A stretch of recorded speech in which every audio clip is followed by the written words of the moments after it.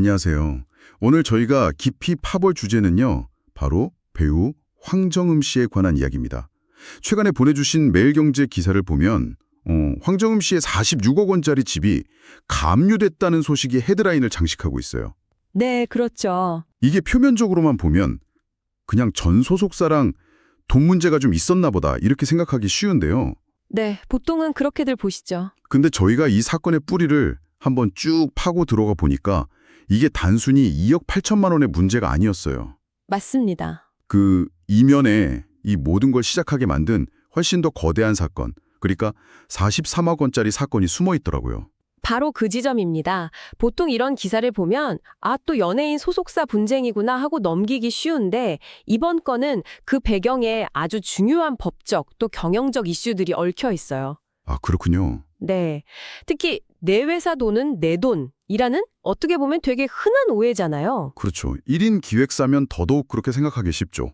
바로 그 오해가 얼마나 큰 나비 효과를 불러올 수 있는지 보여지는 굉장히 흥미로운 사례라고 할 수 있습니다. 오늘 저희의 미션은 바로 이 두 개의 사건, 그러니까 43억 횡령 사건과 2억 8천 가압류 사건이 어떻게 하나의 이야기로 이어지는지 그 연결고리를 찾아내는 겁니다. 네, 그 연결고리들을 하나씩 풀어보겠습니다. 자, 그럼 바로 본론으로 들어가 보죠. 일단 지금 눈앞에 벌어진 일부터 좀 짚어봐야 할 것 같아요. 네, 그게 순서겠죠.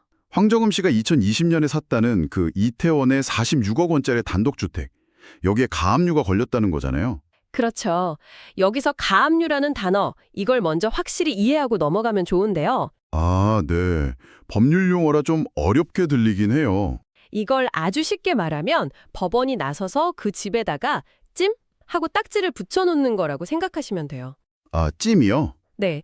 이 소송 끝날 때까지 집주인이라도 마음대로 팔거나 이걸 담보로 대출받으면 안 돼 하고 임시로 믿거두는 거죠. 일종의 임시 동결 조치인 셈입니다. 아하, 임시 동결 조치. 비유가 아주 딱 와닿네요. 그러니까 아직 판결이 난 건 아니지만 뭔가 법적 다툼이 본격적으로 시작됐다는 아주 강력한 신호로 볼 수 있겠군요. 정확합니다. 돈을 받을 권리가 있다고 주장하는 쪽에서 이제 법적 절차를 시작했다는 뜻이죠.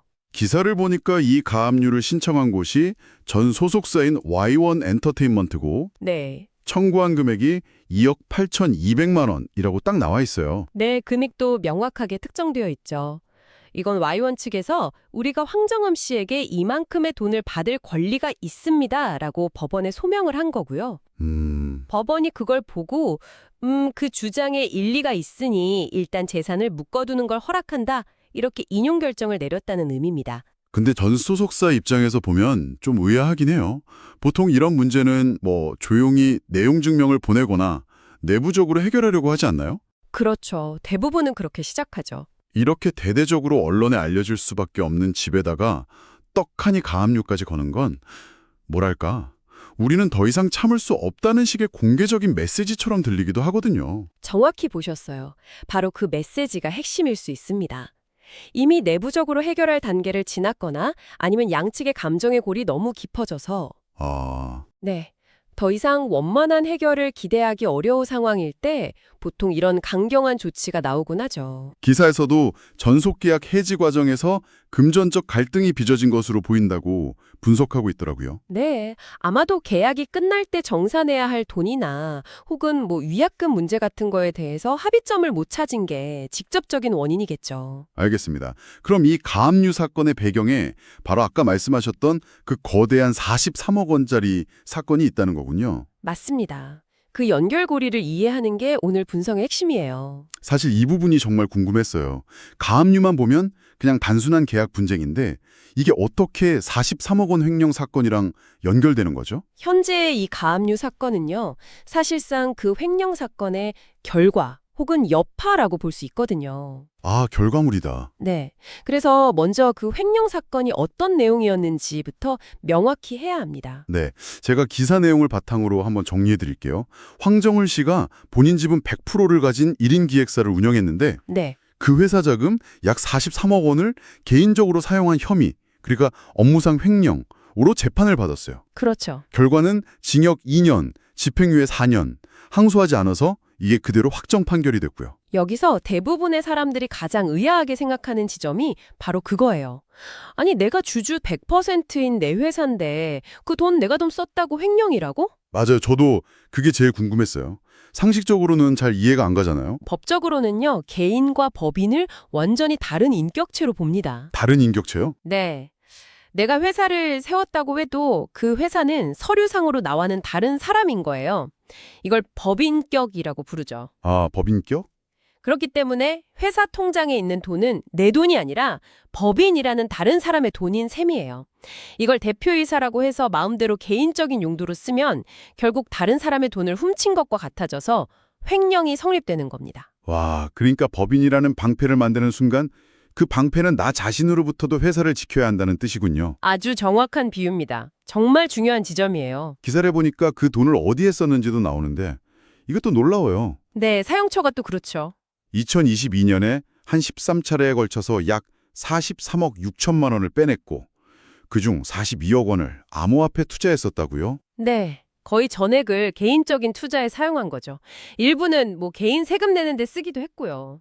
이건 뭐 회사의 사업 목적과는 전혀 관련이 없는 명백한 개인적 유용이네요. 그렇죠. 재판 과정에서 본인도 공소 사실을 모두 인정했고 횡령한 금액 43억 원 전액을 다시 회사에 갚았다고는 해요. 아, 전액 변제했다는 점이 아마 집행유예가 나오는데 결정적인 역할을 했겠네요. 네, 그럴 가능성이 매우 높죠. 실형을 피한 건 다행인데 여기서 또 다른 문제가 타지죠.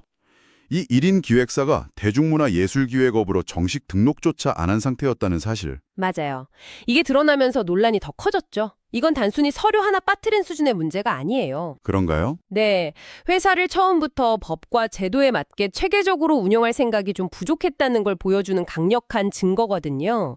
이런 비전문적인 운영 방식이 결국 회사 돈은 내 쌈짓 돈이라는 위험한 생각으로 이어졌을 가능성이 큰 거죠. 아, 법의 테두리 안에서 사업을 한다는 인식이 좀 약했다 이렇게 볼 수 있겠군요. 네, 그렇습니다. 알겠습니다. 그럼 그림이 좀 맞춰지는 것 같아요. 한쪽에는 43억 원짜리 횡령 유죄 판결이 있고 다른 한쪽에는 전 소속사가 건 2억 8천만 원짜리 가압류가 있는데 네. 이 둘 사이에 다리가 어떻게 놓이는 건가요? 횡령이랑 전 소속사가 돈 달라는 거랑 도대체 무슨 상관인 거죠? 아주 직접적인 상관이 있습니다. 자, 한번 소속사 입장에서 생각을 해보세요. 소속사 입장에서요? 네, 내가 관리하는 대표 배우가 있는데 어느 날 갑자기 43억 원 횡령 혐의로 기소가 되고 심지어 유죄 판결까지 받았어요. 게다가 운영하던 회사는 미등록 업체라는 사실까지 밝혀졌고요. 아, 이건 소속사에게는 그야말로 초대형 리스크거든요. 그렇죠. 이건 단순히 배우 한 명의 문제가 아니잖아요.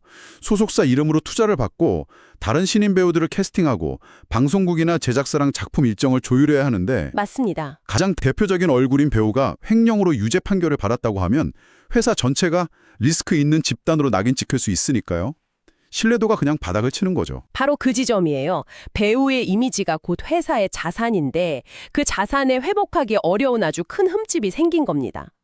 기사에 나온 Y1 엔터테인먼트의 공식 입장을 보면 그들의 심경이 아주 잘 드러나요. 2025년 11월 27일자로 황정음에게 전속계약 해지를 통보했다고 밝히면서 아주 단호한 문장을 덧붙입니다. 아, 저도 그 부분 읽으면서 정말 단호하다고 느꼈어요. 당사는 황정음의 현재 및 향후 모든 활동, 개인적 사안, 재반 이슈와 관련하여 어떠한 관여나 책임도 없음을 분명히 밝힌다. 이거잖아요. 네, 이건 그냥 계약 끝났습니다라는 통보가 아니죠. 우리는 이 횡령 사건과 관련된 모든 논란에서 완전히 손을 떼겠다. 우리 회사랑 엮지 말아달라라는 강력한 선긋기입니다. 결국 횡령 사건이라는 거대한 리스크가 터지면서 소속사와의 신뢰관계가 완전히 무너졌고 더 이상 함께 갈 수 없다는 판단하에 계약 해지 수순을 밟게 된 거예요. 아, 이제야 모든 조각이 딱 맞춰지네요. 네. 그러니까 43억 원 횡령 사건이 원인이 되어서 전 소속사와의 관계 파탄 및 계약 해지라는 결과로 이어졌고 그렇죠. 그 계약을 해지하는 과정에서 돈 문제가 깔끔하게 정리가 안 되니까 결국 가압류라는 또 다른 법적 분쟁으로 번지게 된 거군요. 정확합니다. 아, 모든 사건이 하나의 뿌리에서 시작된 연쇄 반응이었던 거네요. 43억 원 횡령이라는 최초의 잘못된 단추가 결국 2억 8천만 원 가압류라는 마지막 단계까지 이뤄진 거죠. 네, 바로 그 흐름입니다. 기사는 황정음 씨의 개인사도 짧게 언급하고 있어요. 프로골퍼 출신 사업가와 결혼해서 아들 둘을 낳았지만 이혼 소송 끝에 작년에 최종적으로 이혼했다는 내용이요. 네, 그 내용도 있었죠.